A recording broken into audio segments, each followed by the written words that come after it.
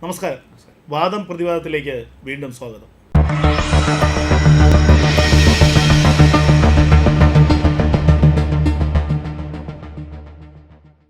രാഷ്ട്രീയ നമ്മുടെ ഒരു വലിയ സംഭവം നടന്നിരിക്കാൻ ലോകത്ത് ഇറാനിൽ ഇറാനിലെ പ്രസിഡന്റ് ഇബ്രാഹിം റൈസി കൊല്ലപ്പെട്ടു. രണ്ട് വാദങ്ങളാണ് ഇതുമായിട്ട് ബന്ധപ്പെട്ട് കൊല്ലപ്പെട്ടതാണ് എന്ന് ഉറപ്പാണ്. അപകടത്തിൽപ്പെട്ടു, മരണപ്പെട്ടു. ഇപ്പം നമുക്കറിയാം സമാനമായിട്ടുള്ള ഒരു സംഭവം ഇവിടെ 2021 നടന്നിരുന്നു. നമ്മുടെ സംയുക്ത സേനാ മേധാവി വിപിൻ റാവത്ത് ഇതേപോലെ തന്നെ ഒരു ഹെലികോപ്റ്റർ അപകടത്തിലായിരുന്നു. അത് പക്ഷേ ഹെലികോപ്റ്റർ അപകടമാണ്, പ്രതികൂലമായിട്ടുള്ള കാലാവസ്ഥ. ഇവിടെ എന്താണ് പറയുന്നത്? ഇവിടെ പ്രതികൂലമായ കാലാവസ്ഥയിൽ അപകടത്തിൽപ്പെട്ടു എന്നാണ് ഇറാന്റെ ഔദ്യോഗികമായ ഒരു സ്ഥിരീകരണം. ഇസ്രായേലിനെ ബ്ലെയിം ചെയ്യുന്നുണ്ടോ? ഇസ്രായേലിനെ ബ്ലെയിം ചെയ്തുകൊണ്ട് ഒരു വിഭാഗം അവിടെ ഉണ്ട്. പക്ഷേ അവരുടെ ഒരു പരമോന്നത നേതാവുണ്ടല്ലോ, ആയത്തുള്ള അലി ഖമേനി ഒന്നും ഇതേക്കുറിച്ച് ഇതുവരെ ഒന്നും മിണ്ടിയിട്ടില്ല. പക്ഷേ ഇപ്പോൾ പുറത്തു വരുന്ന ചില വാർത്തകൾ, അവിടെ ഒരു എക്കണോമിസ്റ്റ് എന്നുള്ള ഒരു പത്രവും അന്താരാഷ്ട്ര തലത്തിലുള്ള കുറച്ച് വീഡിയോ ഒക്കെ പറയുന്നത് മൊസാദിൻ്റെ അറിവില്ലാതെ ഇത് സംഭവിക്കില്ല. അതിനവർ സാഹചര്യങ്ങളായി പറയുന്നത് ഈ എല്ലാ കാലത്തും ഈ ഇസ്രായേലിൻ്റെ വലിയ വിമർശകനായിരുന്നു ഈ റൈസി. ഈ ജൂതരാഷ്ട്രത്തെ പിളർത്തുമെന്ന് വരെ പറയുന്നു. ഇവർ അങ്ങോട്ടും ഇങ്ങോട്ടും വാഗ്വാദങ്ങൾ പറയുന്നു, ഇതൊക്കെ ചെയ്യുന്നു. ഇപ്പൊ ഈ ഹമാസുമായിട്ടുള്ള യുദ്ധത്തിന് വരെ ഇവർ അഭിപ്രായ പ്രകടനം നടത്തി 15 തവണ അന്ത്യശാസനം നൽകിയിരുന്നു. ഇതിനിടയിൽ ഒരു കഥയുണ്ടായിരുന്നു. ടെഹ്റാനിലെ ഈ യുദ്ധം ആരംഭിച്ച്, ഇസ്രായേൽ ഹമാസ് യുദ്ധം ആരംഭിച്ച് ഈ ഇസ്രായേലിനെതിരെ എന്തൊക്കെയോ നീക്കങ്ങൾ ഇദ്ദേഹം നടത്തുന്ന ആ സമയത്ത് മൊസാദിൻ്റെ ചാരന്മാർ ഇയാളെ തീർക്കാനായി ടെഹ്റാനിൽ ചെന്നു എന്നുള്ള ചില വിവരങ്ങളുണ്ടായിരുന്നു. അവരുടെ രാജ്യത്ത് ടെഹ്റാനിലെത്തിയ മൊസാദിൻ്റെ ചാരന്മാർ കണ്ടെത്താൻ വേണ്ടി ഇറാൻ സൈന്യം അവരുടെ മുക്കും മൂലയും അരിച്ചു പറക്കിയെന്ന് പറഞ്ഞു. എന്നിട്ടും കണ്ടെത്താൻ കഴിഞ്ഞില്ല. അപ്പോൾ അങ്ങനെ ഈ റൈസിയെ കൃത്യമായി മൊസാദ് നോട്ടമിട്ടിട്ടുണ്ട് എന്നുള്ളൊരു വിവരം അവർക്കുണ്ടായിരുന്നു. റൈസി മാത്രമല്ല, ഇറാനിലെ ഒരുമാതിരിപ്പെട്ട ഭരണ നേതൃത്വത്തെ എല്ലാം അവരുടെ ചെയ്തിട്ടുണ്ടായിരുന്നു. പക്ഷെ മൊസാദ് ഒരിക്കലും സമ്മതിക്കാൻ പോകുന്നില്ല. മൊസാദ് ചെയ്തു ഇപ്പോഴും സമ്മതിച്ചിട്ടില്ല, സമ്മതിക്കാൻ പോകുന്നില്ല.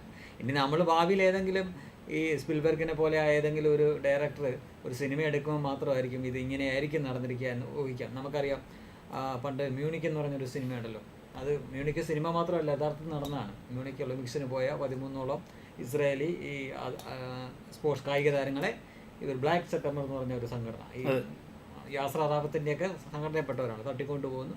പിന്നീട് വർഷങ്ങൾക്ക് ശേഷം കാത്തിരുന്ന എല്ലാവരും തീർത്തു മൊസാദ്. പക്ഷേ മൊസാദ് ഇന്ന് വരെ അത് പറഞ്ഞിട്ടില്ല ഇങ്ങനെയാണ് ഞങ്ങൾ. പക്ഷേ അത് പിന്നീട് ചരിത്രമായി വന്നു. അതുപോലെ ഭാവിയിൽ വന്നേക്കാം. പക്ഷെ മൊസാദ് സമ്മതിക്കാൻ പോണില്ല. അല്ല, തീർച്ചയായിട്ടും അവിടെയാണ് ഈ റൈസി അതിനുശേഷം വളരെ കരുതലോടെയാണ് പോയിട്ടുള്ളത്. ഇപ്പോൾ ഈ ഒരു അണക്കെട്ടിൻ്റെ ഉദ്ഘാടനത്തിനുള്ള പോയിട്ട് തിരിച്ചു വരുമ്പോഴാണ് അപകടം ഉണ്ടായത്. ഈ അണക്കെട്ടിൻ്റെ ഉദ്ഘാടനം പോലും ഏറ്റവും വേണ്ടപ്പെട്ട കുറച്ച് പേർക്ക് മാത്രമേ അറിയാവുന്നു ഇദ്ദേഹം പോകുന്നതും വരുന്നതുമല്ല. അപ്പോൾ അദ്ദേഹത്തിൻ്റെ നീക്കങ്ങൾ പോലും കൃത്യമായി ഇറാൻ്റെ റവല്യൂഷണറി ഗാർഡിൻ്റെ നിയന്ത്രണത്തിൽ ഒക്കെ ആയിരുന്നു. അവിടെ പോയിട്ടാണ് അതിന് ഒരു കഥ, ഒരു 1-2 അനുഭവങ്ങൾ പറയുന്നുണ്ട്. ഇറാൻ ഒരു കാലത്ത് അതിവേഗം വളരുന്ന ഒരു അവരുടെ പരീക്ഷണ കേന്ദ്രമായിരുന്നു. ആണവ ആയുധങ്ങളുണ്ട് എന്ന് അമേരിക്ക കുറെ ഒരു 2 പതിറ്റാണ്ടായിട്ട് ആരോപണം ഉന്നയിക്കുന്നു. അതിനകത്ത് ഇറാനിൽ കടന്ന് ഇറാഖ് ചെയ്ത പോലെ ചെയ്യാൻ വേണ്ടിയിട്ട് ശ്രമിക്കുന്നു. ഒരു സാധ്യത അവരെപ്പോഴും ആരായുന്നുണ്ട്.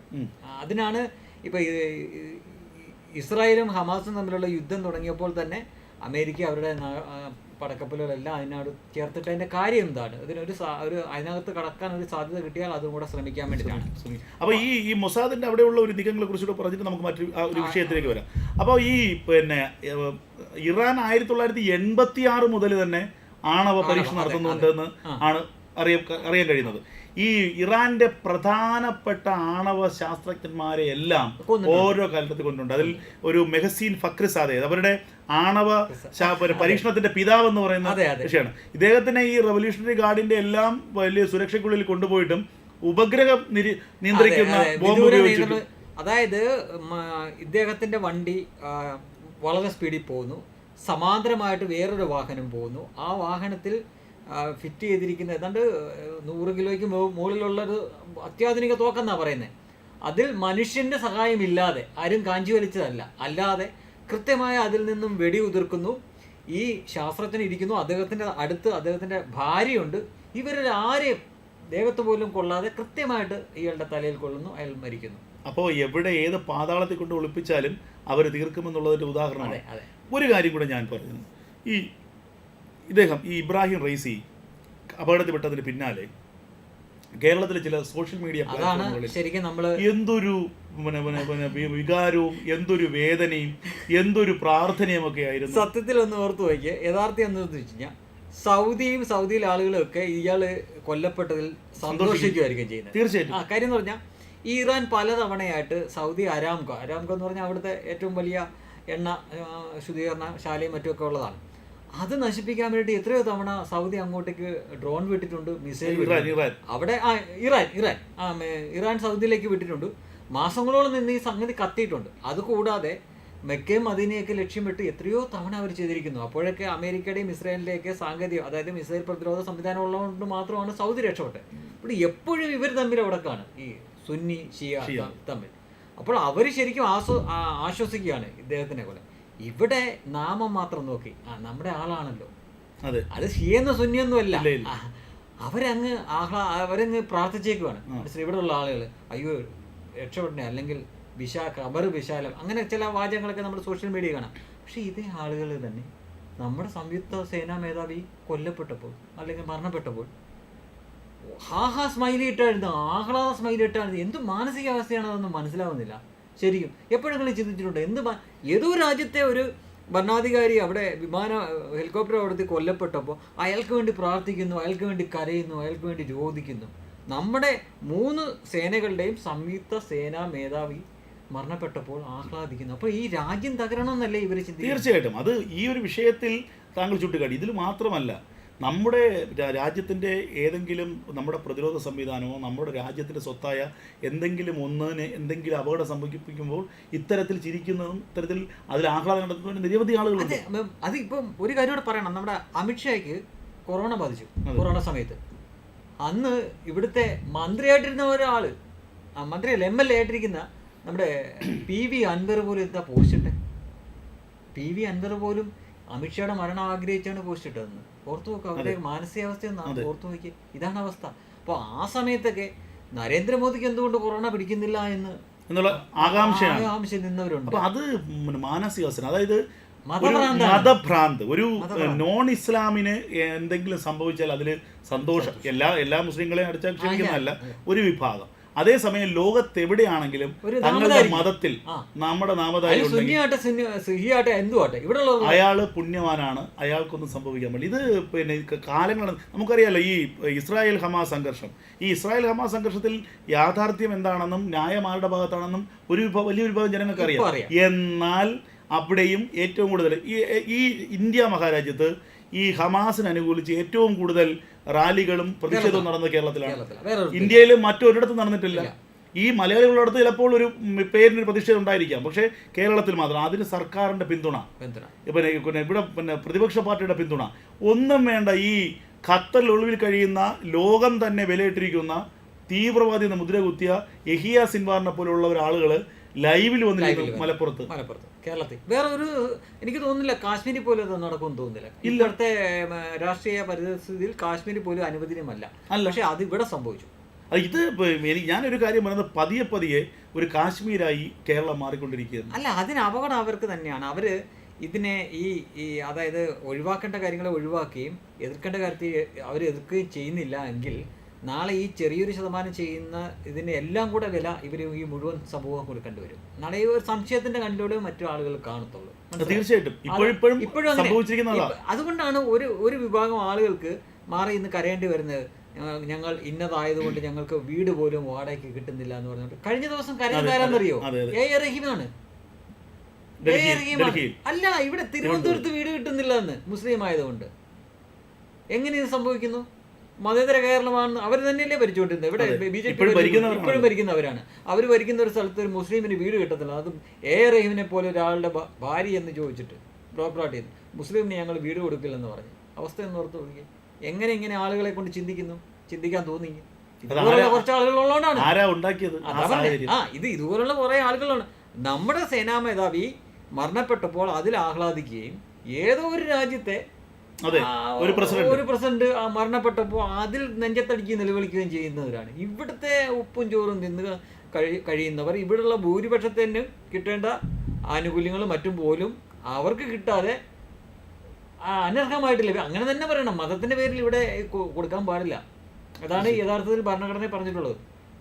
അതായത് ചില ദളിതർ അതുപോലെ തന്നെ ആദിവാസികൾ ഇവർക്ക് മാത്രമാണ് സംവരണമൊക്കെ വേണ്ട, മതത്തിന്റെ പേരിൽ പാടില്ല എന്നാണ്. എന്നിട്ടും അത് വളഞ്ഞ രീതിയിൽ അങ്ങനെ ഇവിടെ നേരത്തെ ഭരിച്ചവരാക്കി വെച്ചിരിക്കുന്നു. അതുകൊണ്ടാണ് ഇപ്പം നരേന്ദ്രമോദിക്ക് പോലും ഇത് സംസാരിക്കേണ്ടി വരുന്നത്. പക്ഷെ അദ്ദേഹം പറയുന്നത് വർഗീയതയാക്കിയാണ് ഇവിടെ പറയുന്നത്. അദ്ദേഹത്തിന് അത് പറയേണ്ടി വന്നതാണ്, അദ്ദേഹത്തിന് പറയേണ്ടി വന്നതാണ്. അപ്പോൾ അങ്ങനെ അനുഭവിക്കുന്ന ഒരു ജനത ഇവിടെ നിന്നുകൊണ്ട് ഈ നാട് തകരാനും ഈ നാടിൻ്റെ സംയുക്ത സേനാ മേധാവി കൊല്ലപ്പെട്ടപ്പോൾ സന്തോഷിക്കുന്നു. നാളെ എന്താ സംശയം, പ്രധാനമന്ത്രി നരേന്ദ്രമോദിക്ക് എന്തെങ്കിലും തട്ടഹസിക്കും. പക്ഷേ ഇവർക്കൊക്കെ പറ്റിയത് ഒരു പ്രസ്താവന കഴിഞ്ഞ ദിവസം ഉണ്ടായിരുന്നു. പാകിസ്ഥാന്റെ നിയമമന്ത്രി ഇവരെല്ലാം അവിടേക്ക് ക്ഷണിച്ചിരിക്കുക. 20 കോടി ഇന്ത്യയിലെ മുസ്ലിങ്ങളെ ഞങ്ങൾ രാജ്യത്തേക്ക് ക്ഷണിക്കുന്നുണ്ട്. അവർ ഇവിടെ ഇന്ത്യയിൽ മതപരമായ പീഡനം നേരിടുകയാണ്. ഇന്ത്യയിൽ CAA നടപ്പാക്കിയവരുടെ CPWA അങ്ങനെ ഒരു നിയമം നടപ്പാക്കുന്നു. ഞങ്ങൾ അവരെ സ്വീകരിക്കാൻ തയ്യാറാണ്.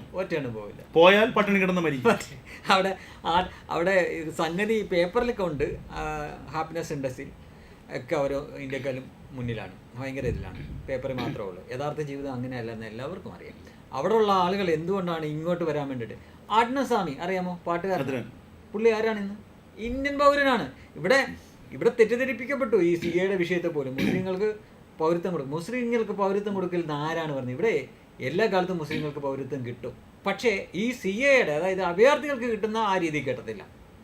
നിങ്ങളല്ലാതെ അതിൻ്റെ മറ്റു രീതിയിൽ അപേക്ഷിച്ചാൽ അതിൻ്റെ കാത്തിരിക്കേണ്ട ഒരു വർഷവും 12 വർഷം എന്തോ ആണെന്ന് തോന്നുന്നു. അത് കഴിയുമ്പോൾ നിങ്ങൾക്ക് കിട്ടും. മറ്റത് 5 വർഷമാണ്. അതായത് ഉദാഹരണത്തിന് TG രവിയോ അല്ലെങ്കിൽ ബാലങ്കി നായരോ, ഇപ്പോൾ പഴയ സിനിമയുടെ ഉദാഹരണം പറയുകയാണെങ്കിൽ, ജയഭാരതിനെ ഓടിച്ചോണ്ട് വരും, അതായത് നശിപ്പിക്കാൻ വേണ്ടി ഓടിക്കുന്നു. ജയഭാരതി ഓടി ഒരാളെ ജയഭാരതിക്ക് അഭയം കൊടുക്കുന്നു. ആ വീട്ടിൽ മുറിക്കകത്ത് സേഫായിട്ട് നിർത്തിയിരിക്കുന്നു. ആ ജയഭാരതിയുടെ റൂമിലേക്ക് ബാലങ്കി നായരയുടെ കയറ്റിവിട്ട് എങ്ങനെ ഇരിക്കും? അത് വേണമെന്നാണ് പറയുന്നത്. കൊടുക്കാൻ പറ്റുമോ? അപ്പോൾ അവിടെയുള്ള ക്രിസ്ത്യാനികൾ, ഹിന്ദുക്കൾ, സിഖുകാർ, ജൈനന്മാർ, ബുദ്ധം ഇവരവിടെ താമസിക്കാൻ മാർഗമില്ലാതെ ജീവൻ കൈപ്പിടിച്ചിട്ട് ഓടി വന്നിരിക്കുകയാണ്. അപ്പോൾ അവർക്ക് നമ്മൾ അഭയം കൊടുക്കുന്നത്. അപ്പോൾ അവരെ ഓടിച്ച ആളുകൾക്ക് കൂടെ കൊടുക്കണമെന്നാണ് ഇവിടെ പറയുന്നത്. മനസ്സിലായോ? അല്ല, ഞാൻ പറഞ്ഞത് ഇത്തരത്തിൽ ഇന്ത്യ എന്ന ഈ മഹാരാജ്യത്തിനോട് ഒരു കൂറുമില്ലാത്ത, ഈ രാജ്യത്തിനോട് ഒരു മമതയും ഇല്ലാത്ത, ഇല്ലാത്ത ആളുകളുണ്ടെങ്കിൽ അവർക്ക് വലിയൊരു സുവർണ അവസരമാണ് ഇപ്പം പാകിസ്ഥാനിലോട്ട് പോകാൻ. ആര് പോകും? അല്ല, അവർക്ക് ധൈര്യമായിട്ട് പോകാമല്ലോ. അവരെ അവിടുത്തെ നിയമമന്ത്രി തന്നെ ക്ഷണിച്ചിരിക്കുകയാണ്. 20 കോടി ആളുകൾ ഇന്ത്യയിൽ ഈ മതപരമായ വലിയ വിവേചനം നേരിട്ടുകൊണ്ട് ഇങ്ങനെ വിങ്ങിപ്പൊട്ടി കഴിയുകയാണ്. അവരെ ഞങ്ങൾ ഏറ്റെടുക്കാൻ പോവുകയാണ്. അവർക്ക് അവിടെ ഉള്ളവർക്ക് കൊടുക്കാൻ ഒരു നേരത്തെ ഇല്ല. അപ്പോഴാണ് ഒരു കവർ ഗോതമ്പ് ഇവിടെ കിടക്കുന്നവരോട് പറയാം, ഇങ്ങനെ ഒരു ഓഫർ വന്നിട്ടുണ്ട്, നിങ്ങൾക്ക് പോയിക്കോടെ എന്ന് ചോദിച്ചു കഴിഞ്ഞാൽ അവര് അല്ലാത്തവരോട് ചോദിക്കും, നിങ്ങൾക്ക് എന്നാ പോയിക്കോടെ എന്ന് ചോദിക്കും. എന്നാൽ നമ്മൾ പോവില്ല. എല്ലാവർക്കും അറിയാം ലോകത്ത് തന്നെ ഇതേപോലെ അതായത് ജനാധിപത്യമായിട്ടുള്ള ഒരു രാജ്യങ്ങൾ ഏറ്റവും സുഖമായിട്ട് ജീവിക്കാൻ പറ്റുന്ന രാജ്യം ഇന്ത്യ തന്നെയാണെന്നറിയാം. ഇത് ശരിയായ നിയമം ഉള്ളിടത്ത് പോലും ഈ അഭ്യാസമൊന്നും നടക്കത്തില്ല. അവിടെ പോലെ ഇപ്പോൾ സൗദി ചെന്ന് കഴിഞ്ഞാൽ ഇവിടെ കിടന്ന് അഭ്യാസം കാണിക്കുന്നവൻ അവിടെ കിടന്ന് മര്യാദയ്ക്കല്ലേ നടക്കുന്നുള്ളൂ. അവൻ ഞാനും മുസ്ലിമാണ് എന്ന് പറഞ്ഞുകൊണ്ട് അവന് അവിടെ ചെന്ന് എന്തെങ്കിലും പ്രത്യേകമായിട്ടുള്ള പ്രിവിലേജ് ഒന്നും കിട്ടാൻ പോകുന്നില്ല. അത്രേ ഉള്ളൂ. ഇവിടെ കാണിക്കുന്ന ഇവിടുത്തെ ഈ ലോകത്ത് ഇന്ത്യ കിട്ടുന്ന കണക്കുള്ള ഒരു ഫ്രീഡം, അത് മതസ്വാതന്ത്ര്യമാവട്ടെ, വ്യക്തി സ്വാതന്ത്ര്യമാവട്ടെ, ആവിഷ്കാര സ്വാതന്ത്ര്യമാവട്ടെ, ഇതൊന്നും ലോകത്ത് ഒരിടത്തും കിട്ടത്തില്ല. ഇവിടെ ഒരു മതത്തിൽ വിശ്വസിച്ചുകൊണ്ട് മറ്റൊരു മതത്തിനെ ഇകഴ്ത്തി കാണിക്കുന്ന പ്രസ്താവന നടത്താം, പടം വരയ്ക്കാം, സിനിമ എടുക്കാം, നാടകം എടുക്കാം, എന്ത് കോപ്രായം വേണമെങ്കിലും കാണിക്കാം. വല്ല കുഴപ്പമുണ്ടോ? ഇവിടെ വേറെ എവിടെയെങ്കിലും ഇവിടെ മറ്റേ സരസ്വതി ദേവിയെ നഗ്നയാക്കി വരച്ച ആളുടെ പേരെന്താ? സക്കീർ ഹുസൈൻ എന്നാണ് അയാളുടെ പേര്. മറ്റേ സക്കീർ ഹുസൈൻ മറ്റേ തബലിസ്റ്റ് അല്ലേ? ഇത് ഒരു ഹുസൈനാണ്, പെട്ടെന്ന് പേര് കിട്ടുന്നില്ല. ഇത് വേറെ എവിടെയെങ്കിലും നടക്കുമോ? നിങ്ങൾ ചിന്തിച്ചു നോക്ക്. സൗദി ചെന്നിട്ട് ഒരു ക്രിസ്ത്യാനിക്കോ ഒരു ഹിന്ദുവിനോ അവിടുത്തെ മതത്തിനെ വിമർശിക്കാനോ അല്ലെങ്കിൽ പ്രവാചകനെ പറ്റി എന്തെങ്കിലും പറഞ്ഞ തല കാണുമോ ആളുടെ? ഒരിക്കലും. അതാണ്. അപ്പോൾ ഇത്രയും സ്വാതന്ത്ര്യം ഞാൻ ചോദിക്കുന്നത് രാജ്ജി, ഇവർക്ക് ആരെയും വിമർശിക്കാം, ഇവരുടെ ഏതെങ്കിലും ഒരു മതബിംബങ്ങളെ വിമർശിച്ചുള്ള അവസ്ഥയോ? മറ്റേ ആളുടെ പേര് MF ഹുസൈൻ. ഇവരുടെ ഏതെങ്കിലും ഒരു മത ചിഹ്നങ്ങളെ നമ്മൾ അല്ലെങ്കിൽ വേറെ ആരെങ്കിലും അല്ല, ഒരു സിനിമയെ പോലും പരാമർശിക്കാൻ പറ്റത്തില്ലല്ലോ. ഇപ്പം യേശുവിനെ പറ്റിയുള്ള സിനിമയുണ്ട്, രാമനെയും കൃഷ്ണനെയും സകലമാനെ പറ്റിയുള്ള യഥാർത്ഥമല്ല, അതായത് എന്താണോ ഈ പുരാണത്തിൽ പറഞ്ഞിരിക്കുന്നത് ആ രീതിയിൽ അതിൻ്റെ വ്യാഖ്യാനങ്ങൾ കൊടുത്തിട്ടുണ്ട്. മറ്റത് അതും പറ്റില്ലല്ലോ, ഉള്ളതുപോലെ കാണിക്കാൻ പോലും പറ്റില്ലല്ലോ, പേര് പോലും പറയരുതെന്നല്ലേ പറയുന്നത്. അപ്പോൾ അതാണ് ആ സ്വാതന്ത്ര്യത്തിൻ്റെ ഒരു അതിർവ് വരുമ്പോൾ. പക്ഷേ ഇതെല്ലാം അനുഭവിച്ചുകൊണ്ട് നമ്മുടെ ഈ ഇന്ത്യ മഹാരാജ്യത്ത് നിന്നുകൊണ്ട് ഇതൊക്കെ കാണിക്കുമ്പോഴാണ് ശരിക്കും പറഞ്ഞു കഴിഞ്ഞാൽ, കഴിഞ്ഞ ദിവസം ഈ ഇറാനിലെ ആൾക്ക് വേണ്ടിയിട്ട് ഇവരിങ്ങനെ കടന്ന് കരയുന്ന കാണുമ്പോൾ സത്യത്തിൽ അറപ്പാണ് തോന്നുന്നത്, അറപ്പാണ്. ഇനി യഥാർത്ഥം മനസ്സിലാക്കണം, ഇതിന് മറുവശം കൊണ്ടുണ്ട്. ചില സംഖ്യകളെങ്കിലും അല്ലെങ്കിൽ ദേശസ്നേഹികളായിട്ടുള്ള മറ്റുള്ള ആളുകൾ അവിടുത്തെ ആള് മരിച്ചല്ലോ അത് എന്ന് പറഞ്ഞുകൊണ്ട് സന്തോഷിക്കുക, അങ്ങനെയും ചെയ്യാൻ പാടില്ല. യഥാർത്ഥത്തിൽ അതിനൊരു പറയാൻ കാരണമുണ്ട്. ഇറാൻ എന്ന് പറഞ്ഞാൽ കാലങ്ങളായിട്ട് ഇന്ത്യയുടെ സുഹൃത്ത് രാഷ്ട്രമാണ്. അപ്പോൾ ഈ അടുത്ത കാലത്താണ് അവരുടെ ഒരു തുറമുഖം നമുക്ക് നടത്താൻ വേണ്ടി തന്നിരിക്കുന്നത്. അത് മാത്രമല്ല, ഇറാനിൽ നിന്നുള്ള പ്രകൃതിവാതക പൈപ്പ് ലൈനുണ്ട്. ഇത് കുറച്ച് രാജ്യങ്ങളുടെയൊക്കെ പങ്കാളിത്തം വേണം. പക്ഷേ വലിയ താമസമില്ലാതെ തന്നെ ഒരുപക്ഷെ മോദിയുടെ 3ാം തവണയോ 4ാം തവണയൊക്കെ നടന്നേക്കും. അപ്പോൾ എന്ത് കാര്യത്തിനാണെങ്കിലും ഇറാൻ എപ്പോഴും ഇന്ത്യയുടെ കൂടെ നിന്നിട്ടുള്ളൊരു രാജ്യമാണ്. അപ്പോൾ നമ്മുടെ സുഹൃത്ത് രാജ്യത്തിൻ്റെ രാഷ്ട്രത്തലവൻ ശരിക്കും ഇതുപോലെ കൊല്ലപ്പെട്ട നമ്മൾ അതിൻ്റെ ആ മര്യാദ അനുസരിച്ച് ആദരാഞ്ജലികൾ അർപ്പിക്കുക, മാറിയിരിക്കുക എന്ന കാര്യമാണ് ചെയ്യേണ്ടത്. സോഷ്യൽ മീഡിയ കിടന്ന് ആഘോഷിക്കാനും പാടില്ല, ഇതുപോലെ നെഞ്ചത്തടിക്കാനും പാടില്ല. നെഞ്ചത്തടിക്കുന്നത് തെറ്റാണ്, ആഘോഷിക്കുന്നത് തെറ്റാണ്. ഇതാണ് ഇതിനകത്ത് പറയാനുള്ളത്. പിന്നെ ഇതെല്ലാം മറ്റുള്ള ആളുകൾ കാണുന്നുണ്ടെന്നുള്ള ബോധ്യം ഇവർക്ക് വേണം. ഇവർ ഈ കാണിക്കുന്നതല്ല, ഇത് ഓരോരുത്തരുടെ മാനസികാവസ്ഥയുടെ ഫലമാണ്, മതമാണ് പ്രധാനം. ചെറിയ പ്രായത്തിൽ കിട്ടുകയല്ലേ ഇത് സാധനം തലയിലൊക്കെ വെക്കല്. ഇപ്പോൾ ഒരു നിയമം വന്നു കഴിഞ്ഞാലുണ്ടല്ലോ, അതിനെ എതിർക്കാനായിരിക്കും കൂടുതൽ ആളുകൾ. ഉദാഹരണത്തിന് ഞാൻ പറയുകയാണ്, 16 വയസ്സിന് ശേഷം മാത്രം എല്ലാവരും മതം പഠിക്കുക, അവനവൻ്റെ മതം പഠിക്കുക എന്നൊരു നിയമം വന്നു കഴിഞ്ഞാൽ ഇവരെതിർക്കും, തീർച്ചയായിട്ടും എതിർക്കും. കാര്യം 16 വയസ്സാകുമ്പോൾ ഒരു പയ്യനെ അത്യാവശ്യം ചിന്തിക്കാനുള്ള ശേഷിയുണ്ട്. പിന്നെ അവനാണ് തീരുമാനിക്കുന്നത് വേണോ വേണ്ടേ, അപ്പോഴേക്ക് കിട്ടത്തില്ല. ഇത് ചെറിയ പ്രായത്തിലെ പിടിക്കുകയാണ്, അതാണ് പ്രശ്നം. അത് നമ്മളത് പറയാതെ ഇരുന്നിട്ട് കാര്യമില്ല, അത് തന്നെയാണ് പ്രശ്നം. ചെറിയ പ്രായത്തിലെ പിടിക്കുകയാണ്. പക്ഷെ ആ കാര്യത്തിൽ ഇവിടുത്തെ ബഹുഭൂരിപക്ഷം ഹൈന്ദവർ തന്നെയാണ്. അവന് ക്ഷേത്രത്തിൽ പോവാതിരിക്കുക, ഒരുത്തിനും അവന് ചോദിക്കില്ല. മറ്റങ്ങനെയല്ല. അതാണ് സെമറ്റിക് മതത്തിൻ്റെ ഒരു കുഴപ്പമാണ്. അതിൻ്റേതായിട്ടുള്ള ചില ദോഷങ്ങളുമുണ്ട്. പക്ഷേ ഇതൊക്കെ കാണുന്ന വലിയൊരു ജനക്കൂട്ടം ഇവിടെ ഉണ്ട്. അവരുടെ മുന്നിൽ ഇവർ എപ്പോഴും ഈ സംശയം മുന്നിലാണ് ഇത്തരം കാര്യങ്ങൾ ചെയ്താൽ. ഇതുകൊണ്ട് ഇത് എതിർക്കണം. ആരെതിർക്കണം? ഞാനോ താങ്കളല്ല എതിർക്കണ്ടേ, ഇവരിലുള്ള ആളുകൾ തന്നെ എതിർക്കണ്ടേ. ഇപ്പോൾ ഉദാഹരണത്തിന് ഞാൻ പറയാം, ഇപ്പോഴത്തെ തലമുറ, മുമ്പത്തെ അല്ല, ഒരു ക്രിസ്ത്യൻ പള്ളിയിൽ ഒരു പുരോഹിതൻ നിന്നിട്ട് തികച്ചും ഏകപക്ഷീയമായ രീതിയിൽ, അതായത് അന്യമത വിദ്വേഷം നടത്തുകയാണെങ്കിൽ അവരുടെ കൂടെ ആരെങ്കിലും ഒരാൾ കാണും എതിർക്കാൻ. ചോദ്യം അത് പാടില്ല എന്ന് പറയാൻ കാണും. ഇന്ന് കാണും. അമ്പലത്തിൽ ഇതേപോലെ നടന്നാലും കാണും. ഏറ്റവും കൂടുതൽ പേര് ചാടിയത് എതിർക്കും, അത് പാടില്ല എന്ന് പറഞ്ഞാൽ. ഇവിടെ മിണ്ടില്ല, അതാണ് വിഷയം. അത് ശരിയല്ല എന്ന് പറയണ്ടേ? അത് പറഞ്ഞാൽ മാത്രമേ തിരുത്തുണ്ടാകത്തുള്ളൂ. നമുക്കറിയാം, സമസ്തയുടെ ഒരു വേദിയിൽ വെച്ച് ഒരു 10ാം ക്ലാസ്സുകാരി കുട്ടീനെ അതിന് റാങ്ക് എന്തോ കെട്ടി സമ്മാനം കൊടുക്കാൻ വേണ്ടി വിളിച്ചപ്പോൾ അത് കണ്ടുകൊണ്ട് അവിടെ പരസ്യമായിട്ട് നിന്ന് വഴക്ക് പറയാണ്. ആരാ പെൺകുട്ടിയെ ഇങ്ങോട്ട് വിളിക്കാൻ എന്നോട് പറഞ്ഞത്? പെൺകുട്ടികളൊന്നും വിളിക്കരുതെന്ന്. അപ്പോൾ അവിടെ നിൽക്കുന്ന ബഹുഭൂരിപക്ഷം ആളുകൾ പറയുക, ഉസ്താദേ അത് ശരിയല്ല എന്ന് പറഞ്ഞാൽ അവിടെ തീരില്ലേ? അത് പറയില്ല. മിണ്ടിയോ? മിണ്ടില്ല. ഒരാൾ പോലും മിണ്ടത്തില്ല. അതാണ് പ്രശ്നം. അതാണ് പ്രശ്നം. തീർച്ചയായും. എന്തായാലും നമ്മൾ തുടങ്ങിയത് ഇറാൻ പ്രസിഡന്റിന്റെ മരണത്തിലാണ്. ഒടുവിൽ എത്തി നിൽക്കുന്നത് കേരളത്തിൽ ഉണ്ടായിരിക്കുന്ന ലോകത്ത് എവിടെ നടന്നാലും ഇവിടെയാണ് അതിന്റെ സാമൂഹികമായ അലവലികൾ. എന്തായാലും ഇതൊക്കെ എല്ലാവരും ചിന്തിക്കേണ്ട വിഷയമാണ്. എങ്ങനെയാണ് ഒരു സമുദായം ഇങ്ങനെ വിരലിനാൽ നിൽക്കുന്നത് എന്നുള്ളത് ചിന്തിക്കണം. എന്തായാലും മറ്റൊരു വിഷയവുമായിട്ട് വാദം പ്രതിവാദം വീണ്ടും കാണാം. നമസ്കാരം.